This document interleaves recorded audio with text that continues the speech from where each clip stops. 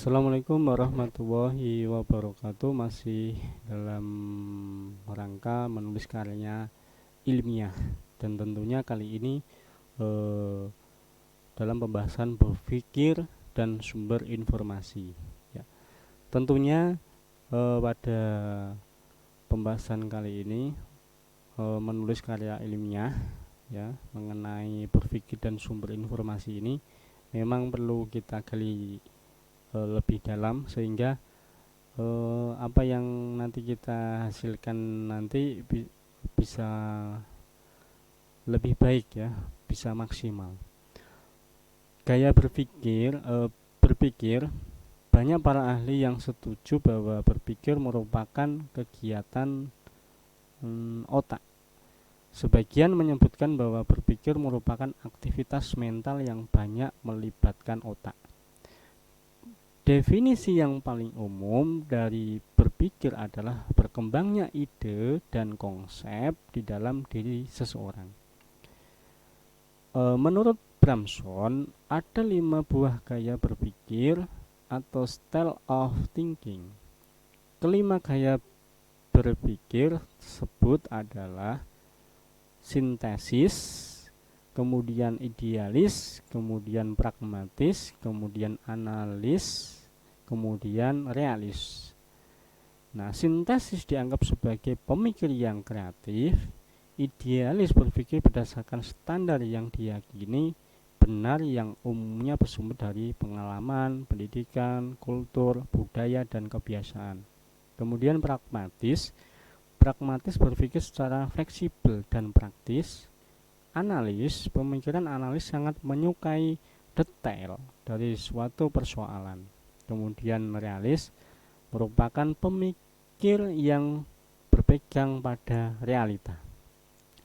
Nah, sebagian orang berpendapat bahwa manusia hanya dapat menggunakan satu gaya berpikir saja. Kenyataannya, manusia dapat menggunakan semua gaya berpikir pada situasi dan kondisi tertentu. Kemudian kata filsafat merupakan kata serapan dari bahasa Arab, yaitu falsafah, dan juga kata filosofia yang berasal dari bahasa Yunani. Kedua kata tersebut dapat diartikan sebagai pencinta kebijaksanaan. Filsafat sudah ada sejak lama dan terus berkembang hingga saat ini.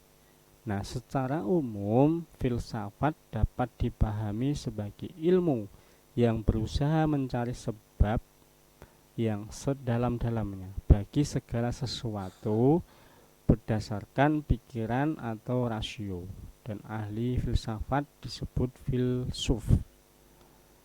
Kemudian inti permasalahan yang dikaji filsafat mencakup 3 hal, yaitu logika, etika, kemudian estetika. Logika berkaitan dengan apa yang dianggap benar dan apa yang dianggap salah. Kemudian etika berkaitan dengan hal-hal yang dianggap baik dan yang dianggap buruk. Kemudian estetika berkaitan dengan segala sesuatu yang indah dan yang tidak indah. Nah, kemudian berikut keempat gaya berpikir manusia yang telah banyak memberikan kontribusi pada dunia ilmu pengetahuan. Yang pertama idealisme, kemudian yang kedua eksistensialisme, kemudian rasionalisme, kemudian apa yang dimaksud dengan idealisme tentunya merupakan idealisme merupakan aliran ilmu filsafat yang menganggap pikiran atau cita-cita sebagai satu-satunya hal yang benar yang dapat dicamkan dan dipahami. Kemudian eksistensialisme ini aliran filsafat yang pahamnya berpusat pada manusia individu yang bertanggung jawab atas kemauan yang bebas tanpa mengetahui mana yang benar dan mana yang tidak benar. Kemudian rasionalisme merupakan paham menganggap bahwa pikiran dan akal merupakan satu satu-satunya dasar untuk memecah persoalan yang lepas dari jangkauan indera. Kebenaran harus ditentukan melalui pembuktian, logika, dan analisis yang berdasarkan fakta daripada keyakinan iman, dogma, atau ajaran agama. Sumber pengetahuan.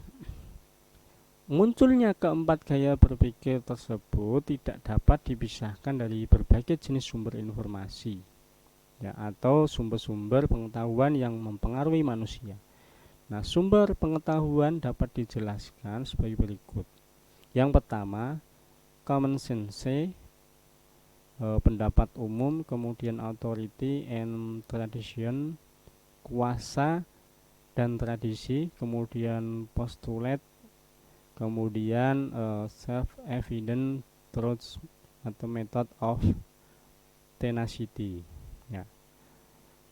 Tentunya kalau common sense ini contohnya orang yang bekerja keras akan sukses.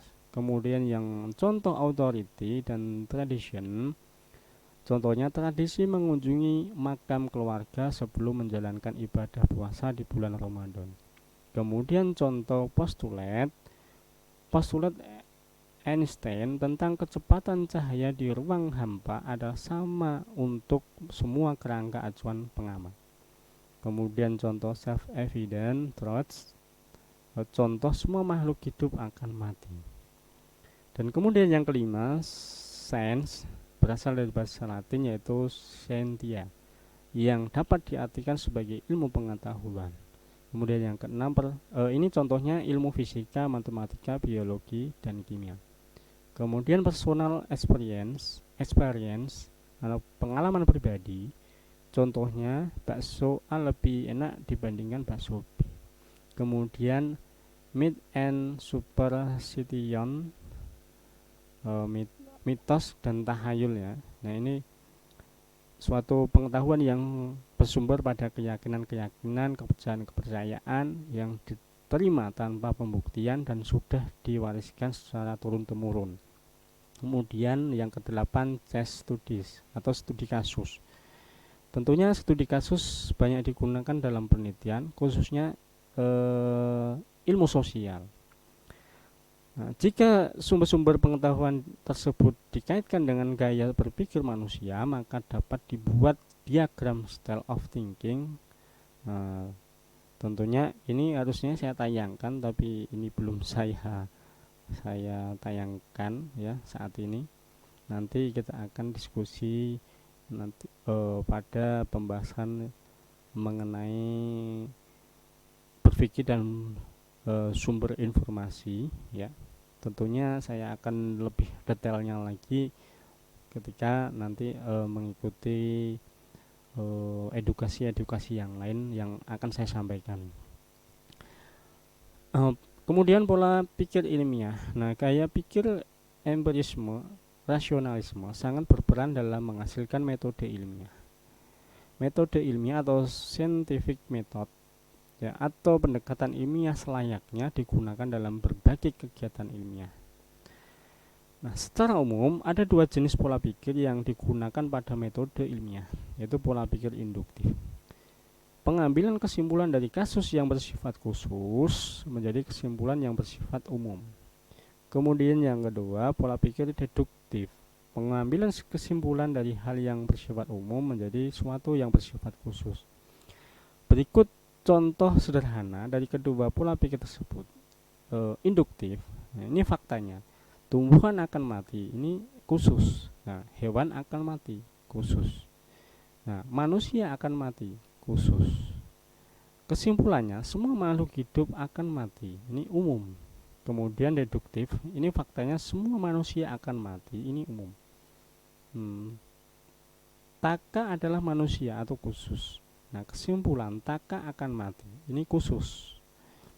Nah, pola pikir lazim disebut sebagai penalaran. Penalaran adalah cara berpikir dengan mengembangkan sesuatu, ya, mengembangkan sesuatu berdasarkan akal budi dan bukan dengan perasaan atau pengalaman.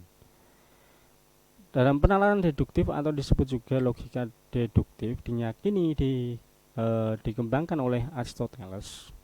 Thales, Pythagoras, dan para filsuf Yunani lainnya. Ini kalau saya nanti akan pembahasan misalnya kayak seperti ini, nanti dalam penalaran nanti akan saya sampaikan lebih lanjut lagi ya. Nah, yang penting tadi sudah saya sampaikan contohnya ya, tadi ada beberapa contoh ya. Nah, oke. Nah, paham atau cara berpikir yang mempengaruhi kehidupan manusia, diantaranya idealisme, rasionalisme, eksistensialisme, empirisme. Nah, pola pikir yang digunakan dalam metode ilmiah adalah induktif, deduktif. Demikian yang dapat saya sampaikan mengenai berpikir dan sumber informasi dalam rangka untuk memahami menulis karya ilmiah. Semoga apa yang saya sampaikan ini bisa bermanfaat. Akhir kata, assalamualaikum warahmatullahi wabarakatuh.